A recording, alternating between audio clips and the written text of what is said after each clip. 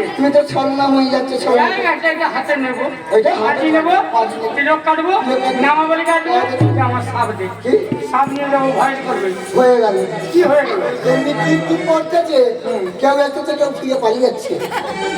যে কথা আছে ওই ছেলেরা কি বলবে না, ওই মেদিনীপুর থেকে বেঁধে নিয়ে এসেছে সাপ তোলা দেখাচ্ছি। 4টি করে চাল, একটা করে কাঁচা টাকা, একটা আলু দিয়ে দিতে। চাল হবে, কাজে কাজ হবে, চাল হবে, কাজে কাজ হবে। তাহলে সাপটা নেবো না, সাপটা লক্ষ্য রাখবি। আমি রেখে কাজী নেবো, তিলক কাটবো, কৃষ্ণ নাম।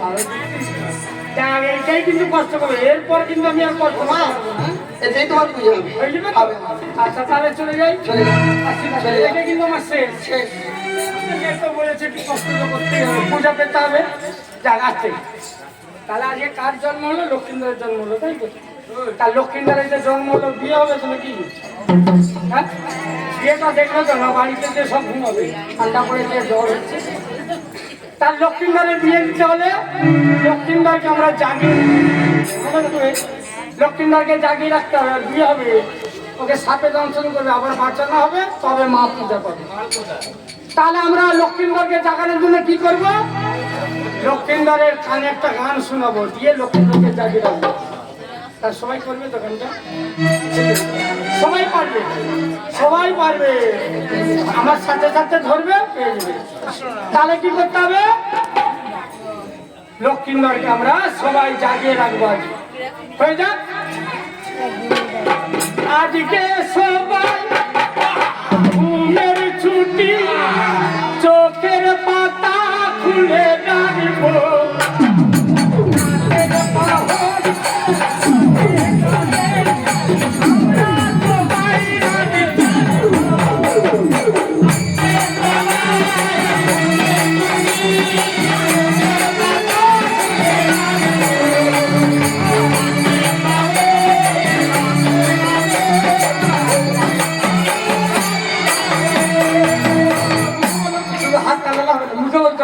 কি বললাম?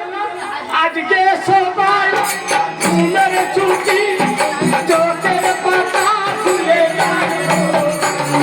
রাতের পাহর রাতে রাতে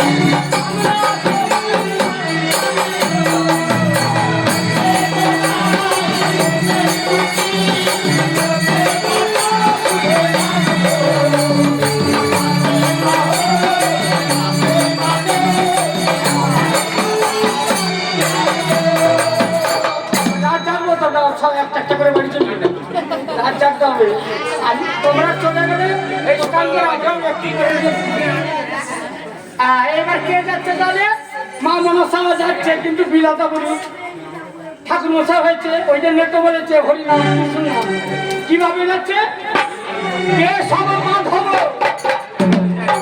গিরিধারী লাল, জয় তোরা মাধব মদন গোপাল।